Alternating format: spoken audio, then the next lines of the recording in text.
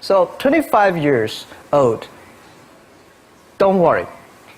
Any mistake is an income, is a wonderful revenue for you. So I told myself and told my young people, before 20 years old, be a good student. When you do entrepreneur, just learn some experience. Before 30 years old, follow somebody. Go to a small company. Normally in a big company, it is good to learn processing. You are a part of a big machine. But when you go to a small company, you learn the passion, you learn the dreams. You learn how to do a lot of things at one time. So before 30 years old, it's not which company you go, it's which boss you follow. It's very important. A good boss teaches you differently. And from 30 to 40 years old, you have to think very clearly, you're working for yourself if you really want to be an entrepreneur. When you're 40 to 50 years old, you have to do all the things that you are good at. Don't try to jump into the new area. It's too late. You may be successful, but the rate of dying is too big. So 40 to 50, think about how can you focus on things that you are good at. But when you are 50 to 60 years old, work for the young people. Because young people can do better than you. So rely on them, invest on them, making sure they're good. So when you are over 60 years old, spend time for yourself. On the beach, sunshine, right? It's too late for you to change normally. But this is my advice to the young people. 25 years old, make enough mistakes. Don't worry. You fall, you stand up. You fall, you stand up. Enjoy it. 25 years old, enjoy the show, enjoy the show. I did not have a rich father. Tried 3 times for university, all failed. I applied for Harvard for 10 times, all failed. They don't even want to see me. For the last time, I went to the Teachers College, which was considered the 3rd or 4th class of my city. So I applied jobs for 30 times, got rejected. It was so difficult at that time. I was so frustrated because I taught in the university. My pay was $10 a month. Because I could not find a good job in 1994. Discussed that I'm going to do something called internet. And 23 of them against it. They said, this is a stupid idea. We have never heard about internet. And you know nothing about computer. And I never thought I was smart. Nobody believed that I could be successful. Because everybody say, well, this guy think differently, think crazily. They think about something never work. I tried to borrow $3,000 from the banks. Took me 3 months, but I still cannot get it. We talked to over 30 or 40 venture capitalists. Everybody said, no, forget it. A lot of people said Alibaba is a terrible model. As I said, I believe it. I think this thing could be big. I never thought it would be that big like today. But I believe that something is waiting for me there. And I have to work hard to prove myself. That was the tough experience. So we gathered $50,000 from 18 founders. We started. For the first 3 years, we did not have even $1 revenue from our business. It was not easy.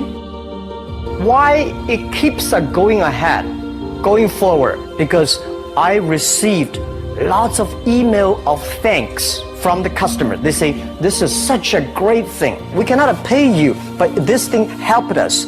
If you keep on helping us, one day you will be successful. And I believe this. Little by little, we build up our business. Little by little, we build up our ecosystem of the infrastructure. And now, after 16 years, we have an Alibaba group, we have a Tmall group, we have a Taobao group, we have Alipay. And people said, you are so smart. How could you make a company like that?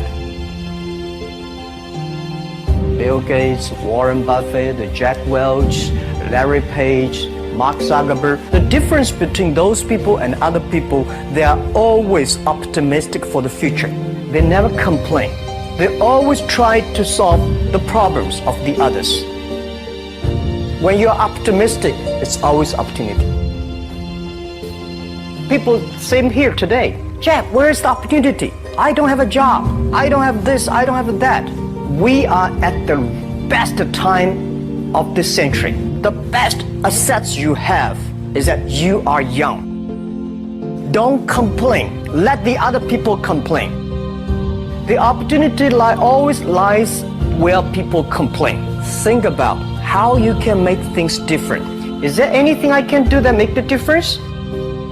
And then when you think about this, start to do it.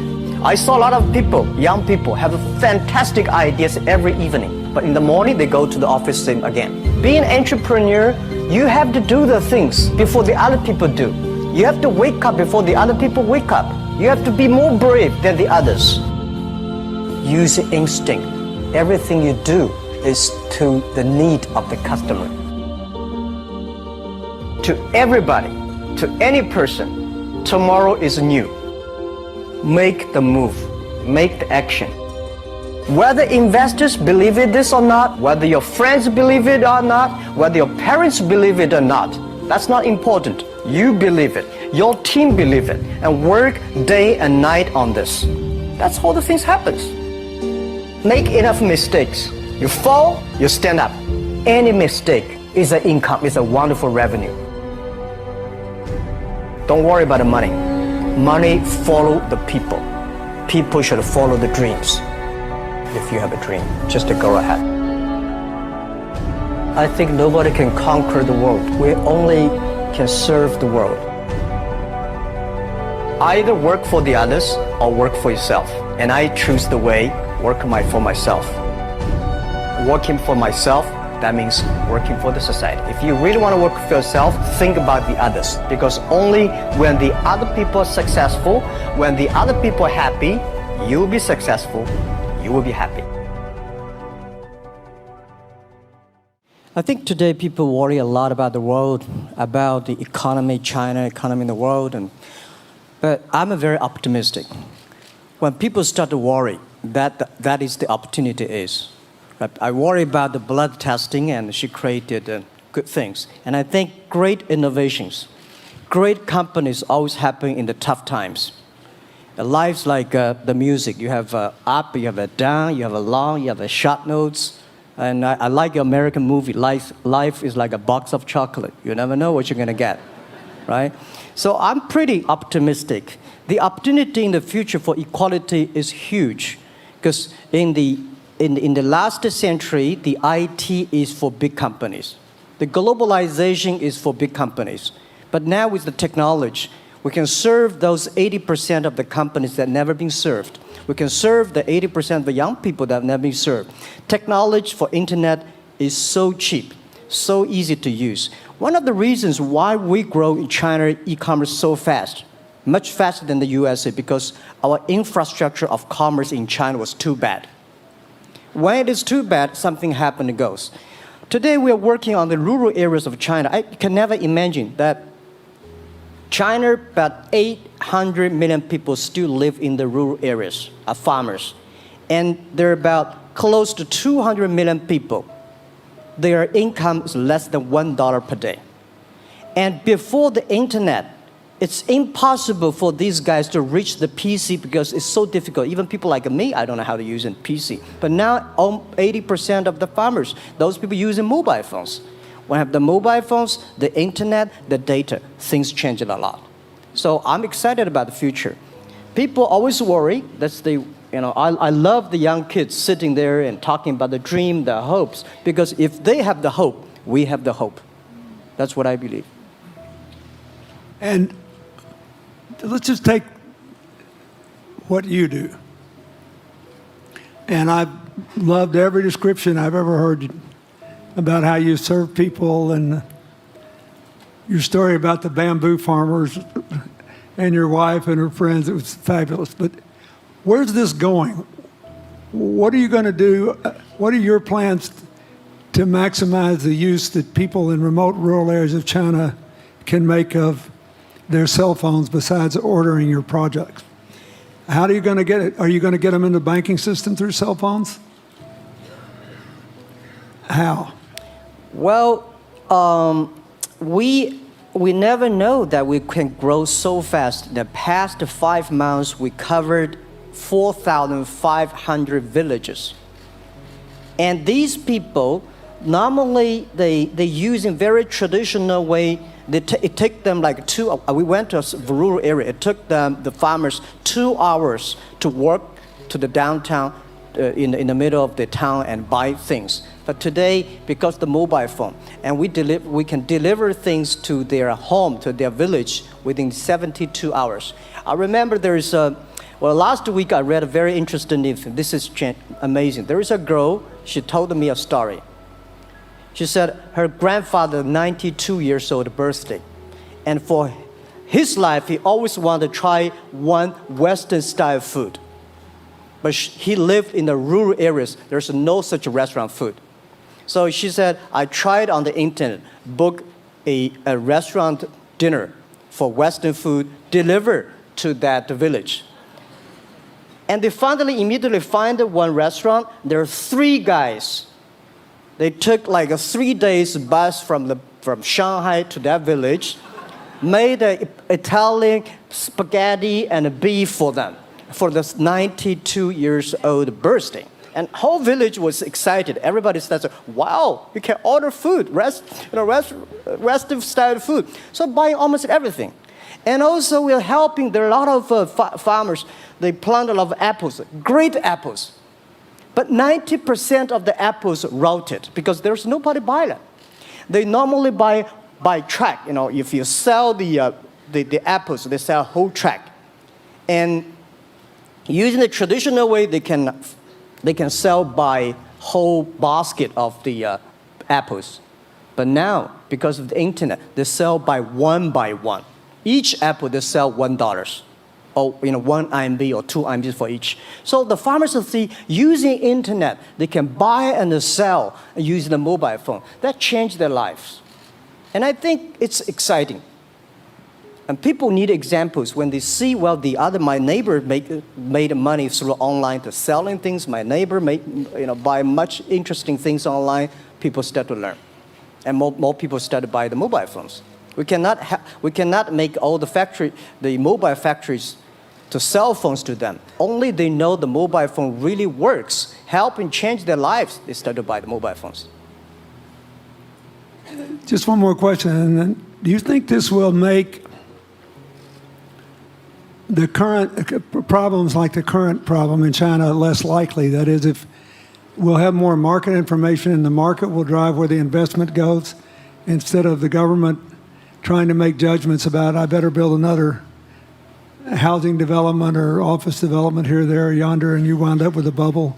If it comes from the bottom up, is it more likely that fewer bad things will happen? Yeah, I think last week I was in Seattle discussing about the China economy. I think you American people worry too much about the China economy. Well, you see, every time when you start to worry about China goes better. Every time you think China is in problem, we'll get better. But when you have to say, you have a high expectation of China always a problem. Like parents have the expectation of the kids, are the same.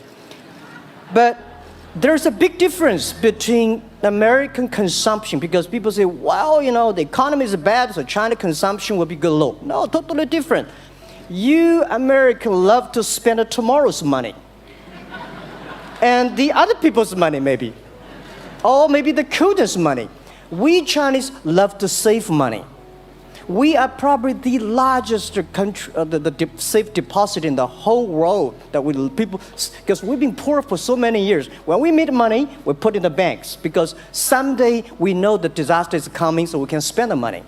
So when the economy is bad, we still have the money to spend. You guys probably don't. You worry. And the second thing is that China been focusing on developing for the past 30 years. China government so strong on investment, so strong on exporting, but they are too weak on the domestic consumptions. Domestic consumption is not driven by government, it's driven by entrepreneurship, driven by the market, not the government. So in the past 20 years, government is so strong. Now they're getting weak. It's our opportunity. It's our showtime to see the market economy, entrepreneurship, how we can develop the real consumption. I think if the China developed the great consumption, we have a 300 million middle class. In next 15 to 20 years, we're going to have 500 million middle class. We need to import a lot. So when we start to import, that's a great. I worry a lot when we export. When we export, we got a terrible sky, we have a terrible water, we have a terrible environment. When we start to import, we got to be better. So that's all the great opportunity, guys. Be happy about that. I'm serious. I agree with that. I'm serious. Yeah. Worry about yourself. Don't worry about the others. The reason some of us worry about China is we depend on you to buy our debt.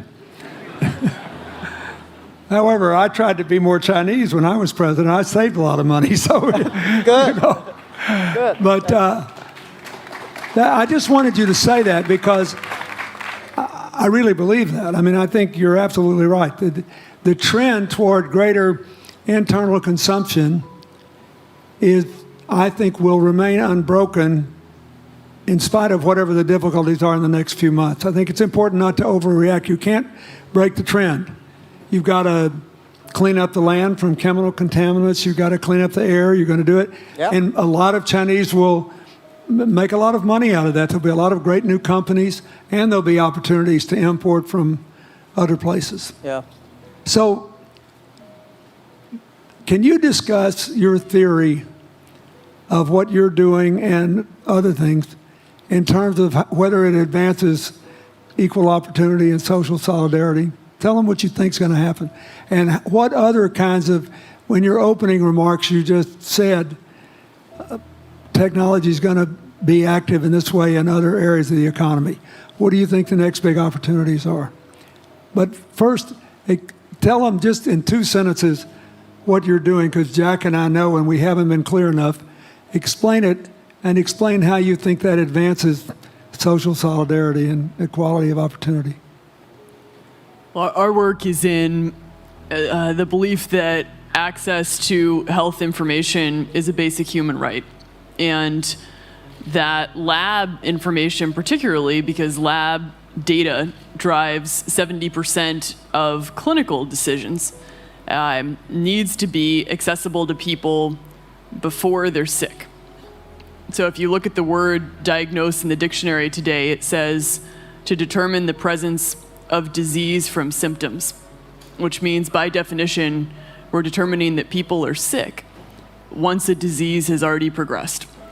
And our work is in being able to make lab testing accessible to people in time for therapy to be effected, and to do that in a way in which every person, irrespective of their insurance status, irrespective of where they live, can afford the ability to get a test done. So that means, in our case, we've invested the last 12 years in now developing hundreds of tests, many of which are less than $10. So $2 tests in the United States. And I think one of the amazing things about this country is that we have such an incredible ecosystem for fueling creativity, and that creativity can create new markets. So in answer to your question about the market being able to conform itself to social good, I think the creativity that goes into creating these new technologies creates new markets in and of themselves. And our basic belief is that those new markets come from empowering individuals and enfranchising individuals and trusting that individuals have the capability to engage with information, and in accessing that information, beginning to take control of their own outcomes and their own health outcomes, and in doing so, changing the way our healthcare system works.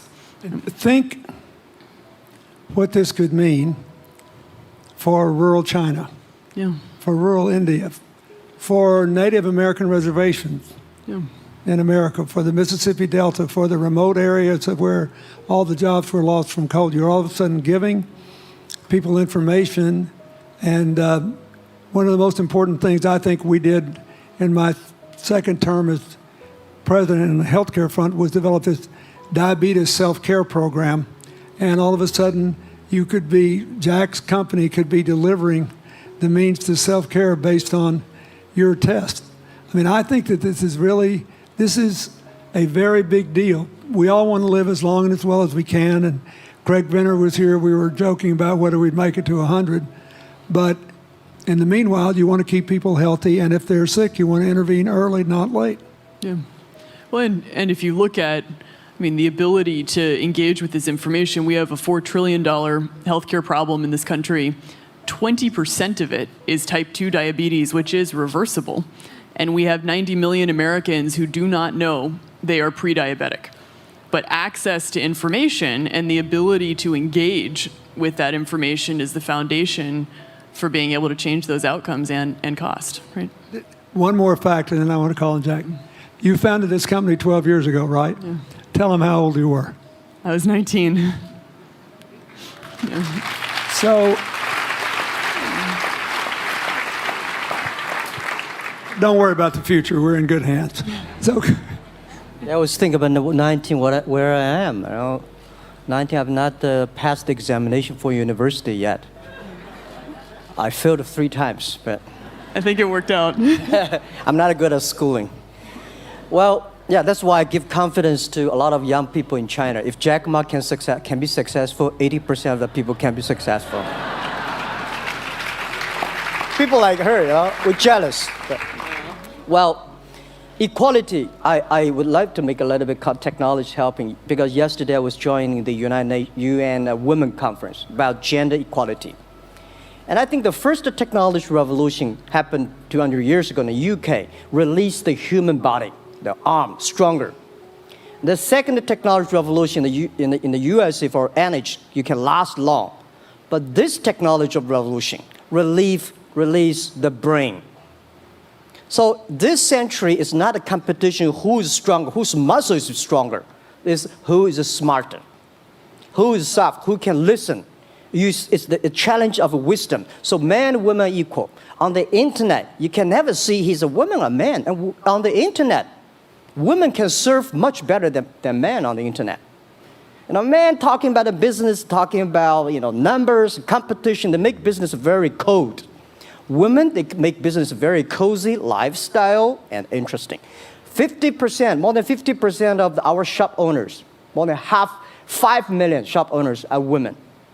And people love that. I mean, this is a great thing. I see that this century, we see more and more women leaders, on the state leaders, presidents. In the future, we're going to General Secretary of the United Nations should be a woman leader. And this is the great century for equality. And I feel excited about that. let me ask you, we're almost out of time, but one of the things that we haven't talked enough about here, and not just here, but generally, is whether the leapfrogging we saw with cell phones, which was instrumental in your phenomenal business success and which will make it possible for you at the appropriate time to do what you've done on a global scale, hitherto unimaginable in all of human history for anybody to have any of their own health data. We've seen examples, but not the kind of dramatic penetration we need with energy and clean energy and enough in a short enough time to avoid the worst consequences of climate change.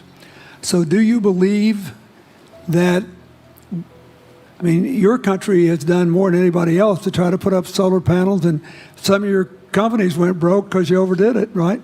But beforehand, and you got to work out the phase out of the coal, the phase into the sun and all that.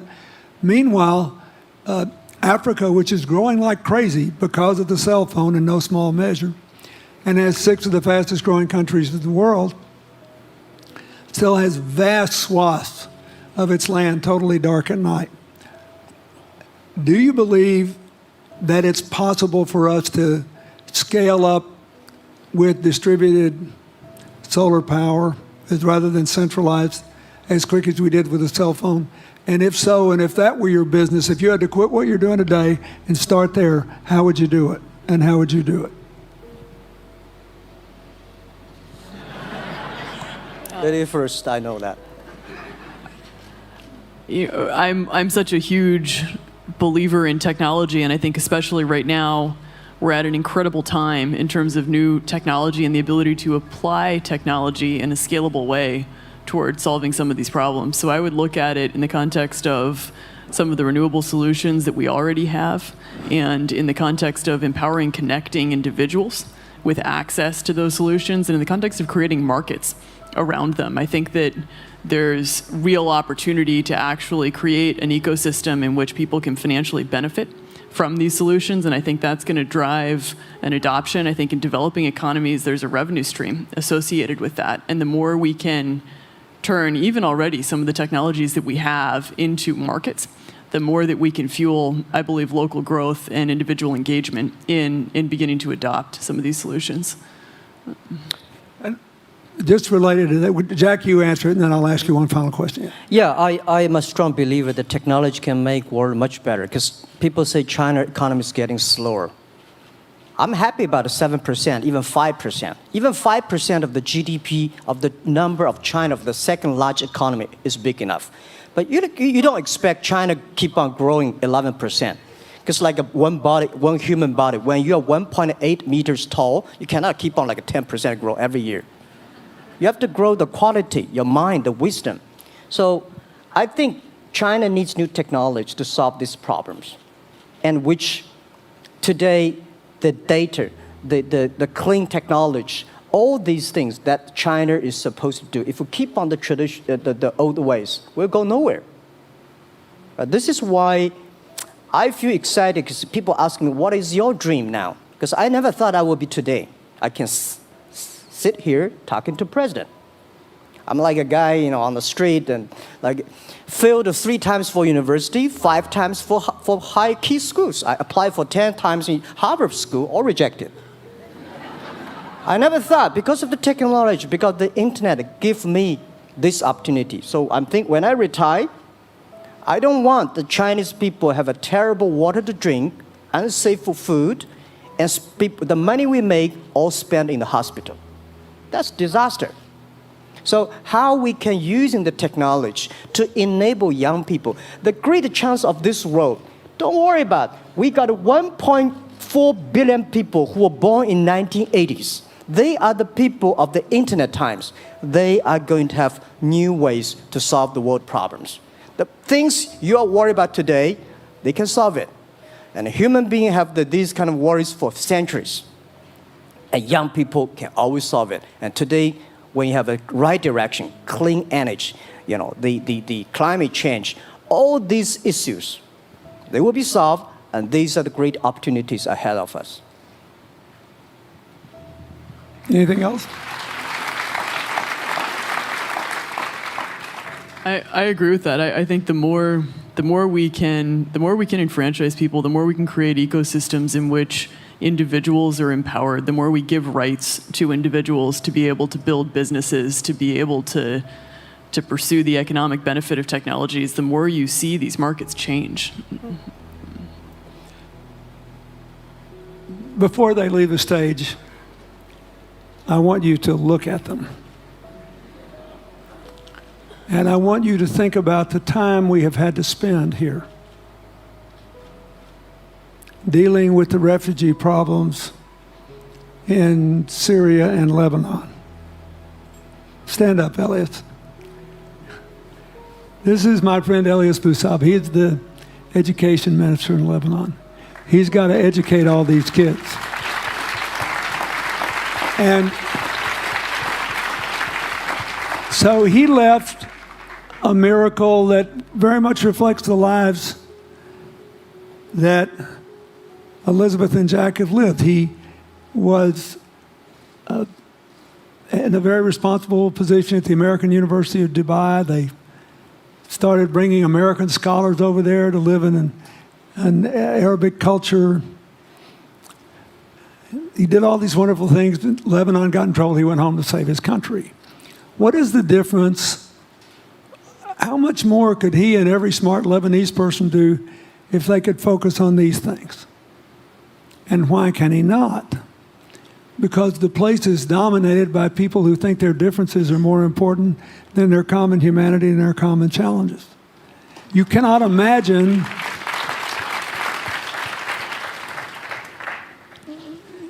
Jack Ma's proud of being Chinese. I like that. He never hid it. He's happy about it. I'm proud to be a global citizen too. Yeah. Yeah. And I imagine Elizabeth's proud to be a blonde-haired, blue-eyed American techno whiz from Northern California. Yes. But they don't, not a word either one of them has said has defined the meaning of their lives or the direction of their work with negative reference to someone else. My friend Dikembe Mutombo, stand up. No, you don't have to stand up. It'll hurt you too much. You're an old man. My 7'2" tall friend was just inducted into the National Basketball Association Hall of Fame. And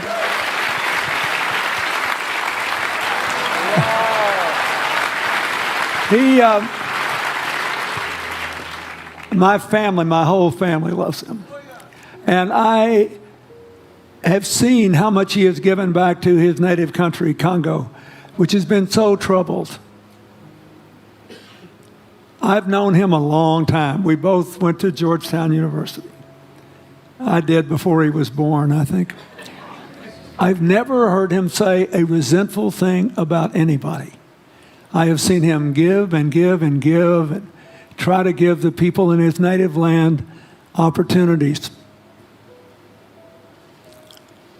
Why am I telling you this?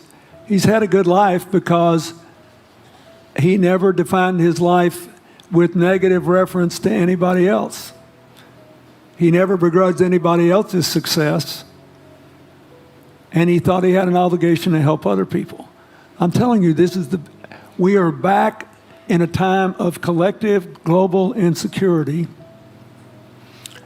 where the main struggle is the oldest one in human history, just in modern techno realities. I mean, if you were trying to build the Middle East, you would think about our permanent sponsor here, the ambassador from Oman, who her government tried to help head off a calamitous war in the Middle East over the nuclear issue in Iran. We all pray to God that it'll work out all right. And the lead she made.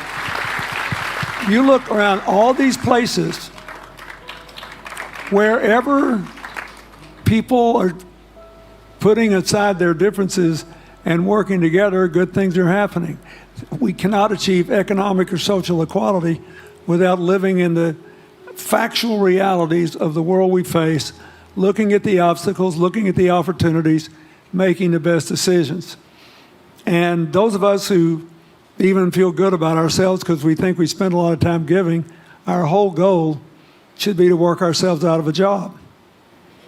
One of the things that Bill and Tanny Austin are sitting there with Starkey, they started giving away hearing aids, and then they decided, well, we better teach these young people how to speak. If they get the gift of hearing, they'll have to learn that. So they got into the education business.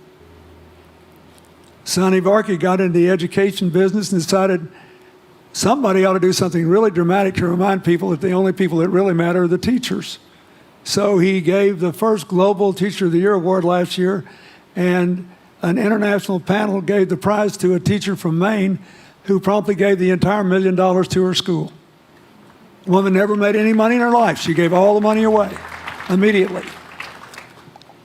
The future is going to be forged by people who think of how to use the modern tools that we are given, as Elizabeth and Jack have, to create opportunity through empowerment. And it will not be a straight line. It's too many moving parts. But I just want you to think about that. The reason you feel good looking at them is that you identify with them even though they're different from you.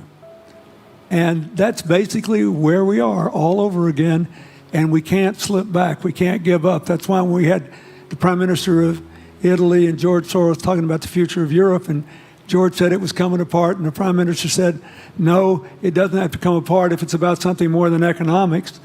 I thought it doesn't have to come apart if you will it not to. And you put yourself on the line for it.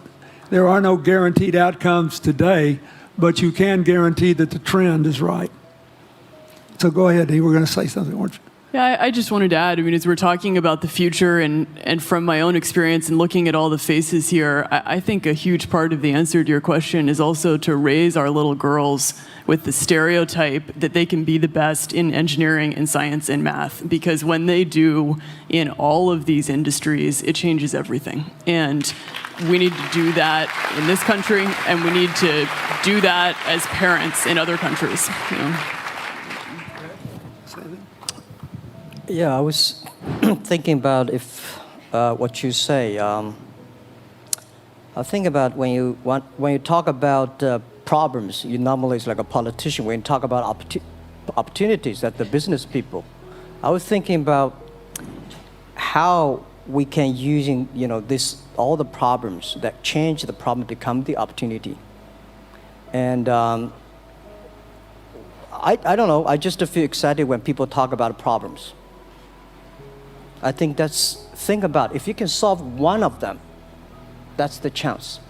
And today, nobody live in this century has so many opportunities and so many tools they can use to change other people's life. And I think in the last century, which I call the IT time, this century is called the DT time, data technology. IT is to empower yourself, make yourself strong. DT is to empower the others. When you empower the others, you empower your future, yourself. So when I listen to you talk, I agree, and I think that's why we were born in this century. That's why how we can use the internet to help more people.